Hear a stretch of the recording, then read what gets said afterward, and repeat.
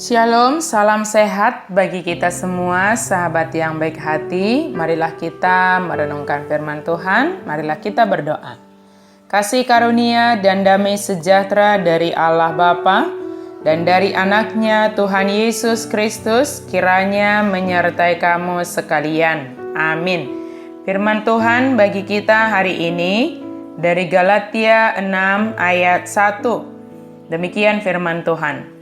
Saudara-saudara, kalaupun seorang kedapatan melakukan suatu pelanggaran, maka kamu yang rohani harus memimpin orang itu ke jalan yang benar dalam roh lemah lembut, sambil menjaga dirimu sendiri, supaya kamu juga jangan kena pencobaan.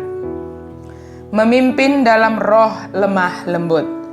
Tidak ada satupun orang Kristen dapat sepenuhnya mandiri dan tidak membutuhkan bantuan orang lain. Dan tidak seorang pun hendaknya merasa dibebaskan dari tugas menolong orang lain. Tubuh Kristus, yaitu gereja, hanya berfungsi bila para anggota bekerja sama untuk kebaikan bersama. Apakah kita mengenal seseorang yang membutuhkan pertolongan? Adakah sesama saudara Kristen yang membutuhkan teguran dan peneguhan? Dengan rendah hati dan lemah lembut, ulurkanlah tangan kepada orang tersebut dengan menawarkan untuk mengangkat bebannya. Kelemah lembutan dalam memimpin orang lain untuk berjalan dalam kebenaran akan berdampak lebih besar dibandingkan dengan memimpin dengan kekerasan atau dengan kesombongan. Kelemah lembutan artinya selalu berada dalam kendali Kristus. Perkataan dan tindakan kita selalu berada di bawah kendali Kristus, sehingga kita dapat menjaga diri kita sendiri terhadap pengaruh yang tidak baik dari orang yang melakukan pelanggaran. Tetapi kita dapat menolong mereka untuk kembali ke jalan yang benar, yang sesuai dengan kehendak Allah. Setiap kita mungkin saja pernah jatuh dalam pelanggaran dan membutuhkan pertolongan orang lain memimpin kita untuk berjalan dalam kebenaran Kristus.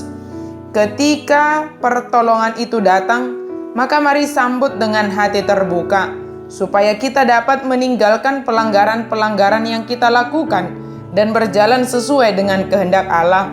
Atau jika kita mengetahui ada sesama kita yang melakukan pelanggaran, maka kita yang mengetahui akan hal tersebut memiliki tanggung jawab untuk menolong mereka, mengetahui pelanggaran yang mereka lakukan, agar mereka menyadarinya, menyesalinya, dan bertobat kembali kepada Allah. Bukan menghakimi mereka dengan tuduhan yang tidak baik atau menghindari mereka.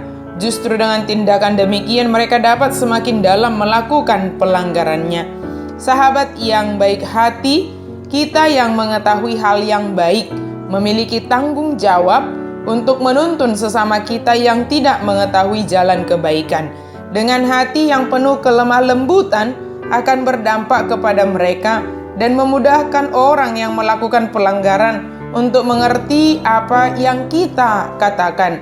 Dan dengan kelemah lembutan, yang artinya segala sesuatu dalam kendali Allah, maka akan menjaga kita tidak jatuh terpengaruh melakukan pelanggaran dan kita menjadi jauh dari hal-hal yang menggoda kita jatuh ke dalam dosa.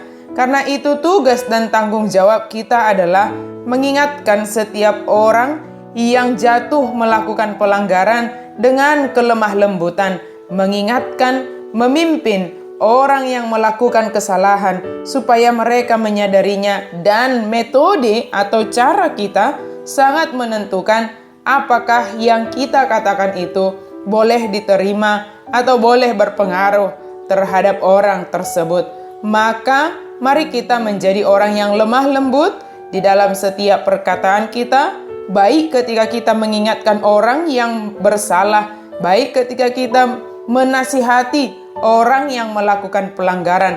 Kelemah lembutan adalah salah satu buah roh, yang artinya kelemah lembutan itu boleh ada pada kita ketika Roh Kudus menguasai hati dan pikiran kita.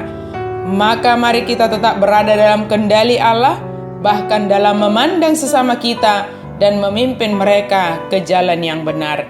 Amin. Mari kita berdoa. Terima kasih Tuhan untuk firman-Mu. Biarlah kami boleh berada dalam kendali Kristus, menjadi seorang pribadi yang lemah lembut dalam berkata-kata, dalam bertindak, bahkan dalam melihat sesama kami. Kami boleh di dalam kendali yang daripada Allah. Di dalam nama Yesus Kristus, kami sudah berdoa dan mengucap syukur. Amin.